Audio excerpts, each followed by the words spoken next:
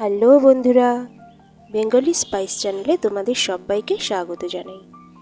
25শে December তো এসে গেল, তো প্রত্যেকবারের মতো এবারেও নিশ্চয়ই সবাই ফ্রুট কেক খাবে। তবে এবার একটু অন্যরকম চেষ্টা করে দেখতে পারো, আমার মতো বাড়িতেই। তো চলো শুরু করি। প্রথমেই আমি একটা কমলা লেবুর রস বার করে নেব। তোমরা চাইলে কেনা কমলা লেবু যে রস পাওয়া যায় সেটা ব্যবহার করতে পারো, তবে আমি টাটকা রসটাই ব্যবহার করছি। খুব ভালো করে ছাঁকনির ভেতরেই আমি রসটা বার করে নিচ্ছি।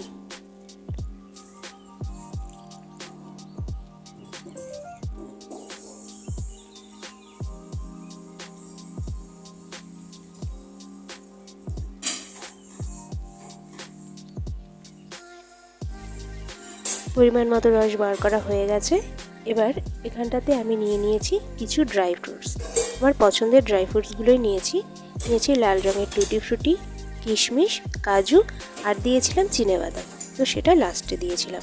এবার এই ড্রাই ফ্রুটসগুলো যেগুলো কাটা রয়েছে সেগুলো কমলা লেবুর এই জুসটাতে আমি ভিজিয়ে রাখবো।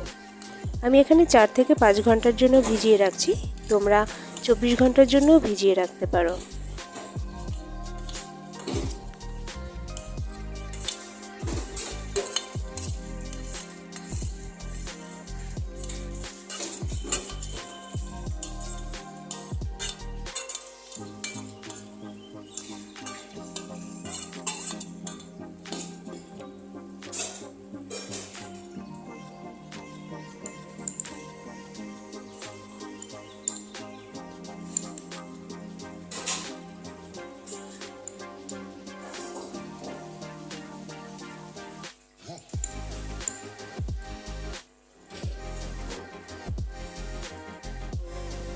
এবার এটাকে ঢেকে রাখলাম। এবার চলো ক্যারামেল তৈরি করে নিই। এর জন্য নিয়ে নিচ্ছি আমি 150 গ্রাম চিনি। চিনিটাকে শুধুমাত্র তাওয়া গরম করে তার উপরেই দিয়ে দিলাম। দেখো চিনিটাতে একটা রং ধরে গেছে। এইবার এই চিনিটা একটু নেড়ে চেড়ে আমি গ্যাসের ফ্লেমটা অফ করে দেব। অফ করে দিয়ে এর মধ্যে আমি অ্যাড করব 150 ml জল। তবে খুব সাবধানে এটা অ্যাড করব, কারণ এতে ভীষণ ছিটকে আসে চিনিটা। তো আমি অল্প অল্প করে একটু দূর থেকেই চিনিটা ভেতরে জলটা অ্যাড করলাম।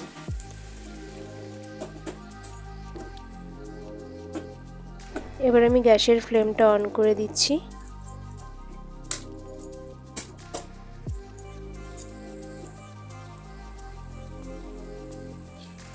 দেখো ক্যারামেলের কালারটা কত সুন্দর চলে এসেছে।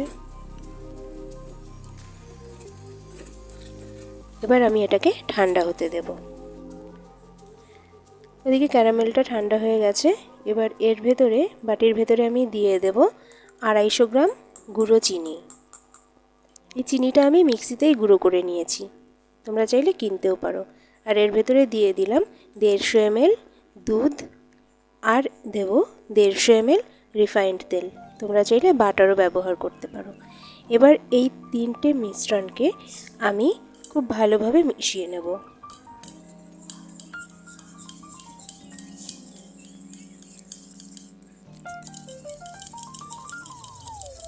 এটা খুব ভালোভাবে মেশাতে হবে। আমার খুব ভালোভাবে মেশানো হয়ে গেছে এটা। এবার এর ভেতরেই আমি দিয়ে দেব ড্রাই ফ্রুটসগুলো। দেখো শেষে আমি চিনেবাদামটাও দিয়েছিলাম। ড্রাই ফ্রুটসগুলো দিয়ে আমার আবার ভালোভাবে মিশিয়ে নিতে হবে। এবার এই মিশ্রণের ভেতরে দিয়ে দেব 2 কাপ ময়দা আর দিয়ে দিলাম স্বাদ মতো নুন। সামান্য নুন দিলে এটার টেস্ট একটু ভালো হয়। এবার খুব ভালোভাবে মিশিয়ে নিচ্ছি। দেখো বন্ধুরা আমার মেশানো হয়ে গেছে। এবার যে ক্যারামেলটা তৈরি করে রেখেছিলাম সেই ক্যারামেলটা আমি এর সাথে মিশিয়ে নেব।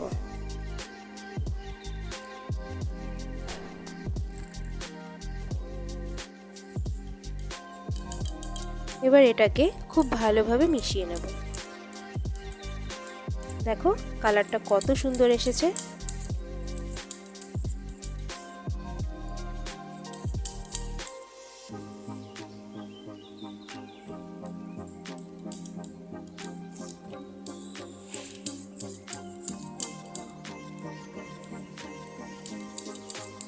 এখন দেখতে একটু পাতলা মনে হলেও এটা একটু রেস্টে রেখে দিলেই এটা আরও ঘন হয়ে যাবে।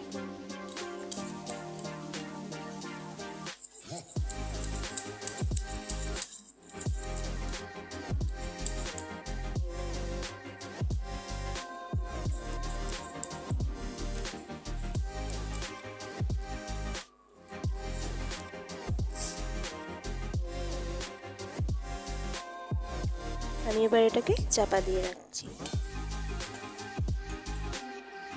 যেহেতু আমি এটা গ্যাসেই করব, তাই গ্যাসের উপরে আমি কড়াইটা বসিয়ে দিলাম।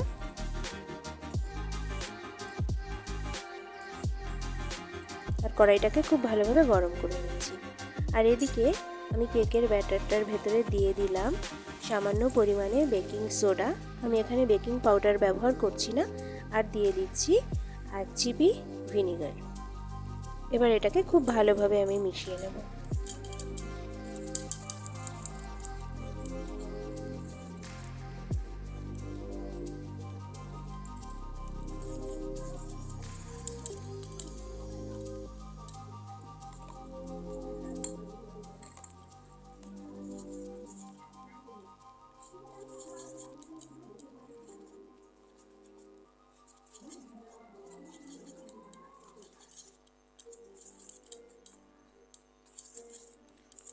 মিশ্রণটা খুব ভালোভাবে তৈরি হয়ে গেছে। এবার আমি যেটাতে কেকটা তৈরি করব তার ভেতরে লাগিয়ে নিয়েছি পেপার, আর তার উপরে অয়েল ব্রাশ করে নিয়েছি। এবার এর ভেতরে মিশ্রণটা ঢেলে দিচ্ছি।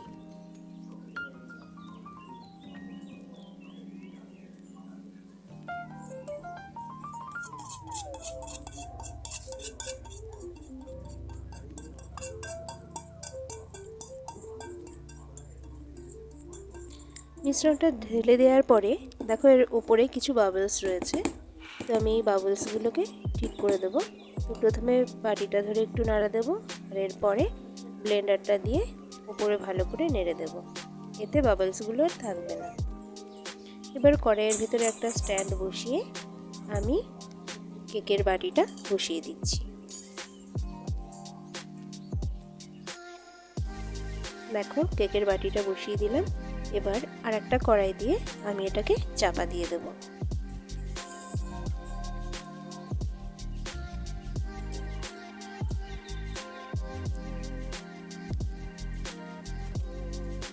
এভাবে পুরো 20 মিনিট আমি এটাকে হতে দেব। 20 মিনিট পরে আমি এটাকে তুললাম। দেখো কি সুন্দর একটা কালার চলে এসছে। এবার আমি যে ফ্রুটগুলো রেখে দিয়েছিলাম সেই ফ্রুটগুলো দিয়ে আমি এটাকে সাজিয়ে দেব।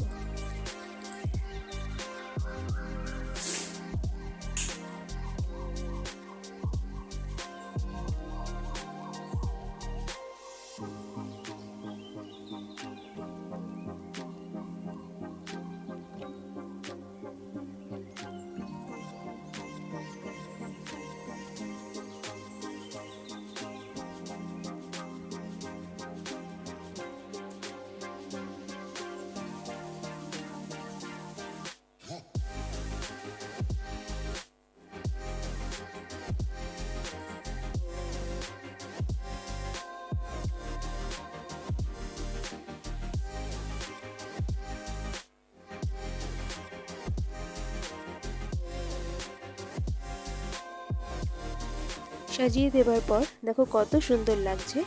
আমি এটাকে আবার ঢেকে দেব 40 মিনিটের জন্য। 40 মিনিট পর দেখো কেকটা কত সুন্দর ফুলে গেছে। আর আমি চেক করে নেব। দেখো কেকটা খুব ভালোভাবে হয়ে গেছে। এবার আমি এটাকে ঠান্ডা করতে দেব। ঠান্ডা হওয়ার পর দেখো কেকটা কতটা সফট হয়েছে।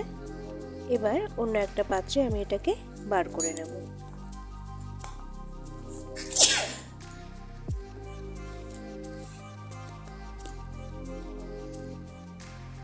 কেক আমার তৈরি হয়ে গেছে। বন্ধুরা তোমরাও এভাবে কেকটা তৈরি করবে। দেখো কেকটা কতটা সফট হয়েছে, আর খেতেও হয়েছিল তেমনই সুস্বাদু। তো তোমরা এভাবে বাড়িতে তৈরি করবে, আর কমেন্ট করে আমাকে অবশ্যই জানাবে কেমন লাগলো। ভিডিওটি যদি ভালো লেগে থাকে তাহলে অবশ্যই লাইক শেয়ার করবে, আর সাবস্ক্রাইব করে আমার চ্যানেলের পাশে থাকবে।